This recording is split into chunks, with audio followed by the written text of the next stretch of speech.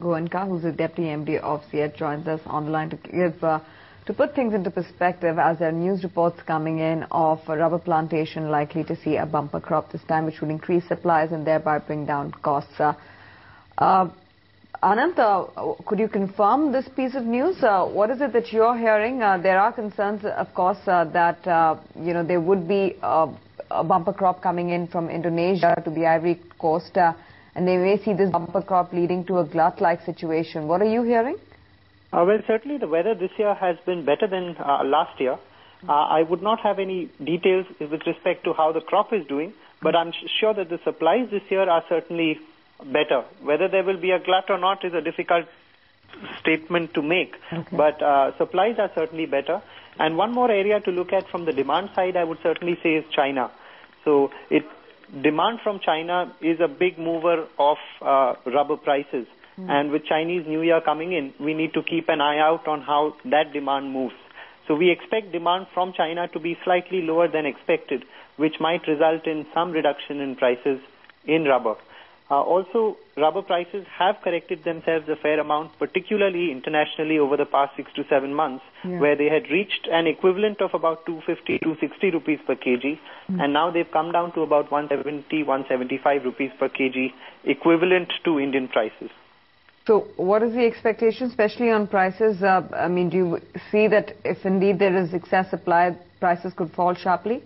I would not say there would be a sharp drop. There can be a marginal drop with respect to international prices, but we do expect a little bit of a larger drop with respect to Indian prices, because Indian prices have been about 20 rupees per kg higher than international prices, and that gap, I believe, will narrow over some time. So, Anant, how does that augur for Ceat as a company? Say maybe June this year. Do you believe that your operational efficiencies by virtue of Indian rubber prices falling would be far better than what they are right now?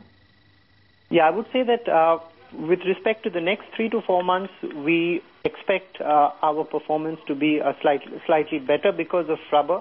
So we have been buying imported rubber at lower prices from early November onwards, and that I think will reflect on a better performance. What will happen by May, June, July is a difficult point again to make, because that's when tire demand is the highest. And therefore, from a demand side, there's a lot of consumption of rubber that happens. So very difficult to say what will happen 6 months hence, but next 3 months look to be good.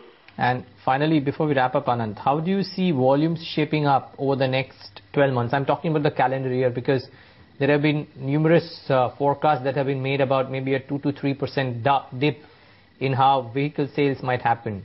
You think the demand for tires, replacement and fresh OEM demand would stay normal, or volumes might take a bit of a hit this year?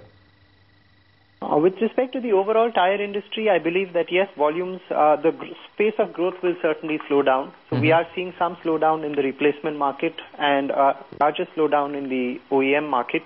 So we do expect some amount of slowdown.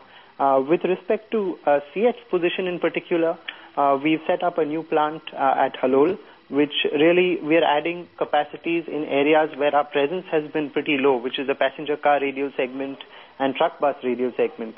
So I would say Ceat's growth should be pretty strong, because the segments that we are getting into, we have not been there at all in. Sure.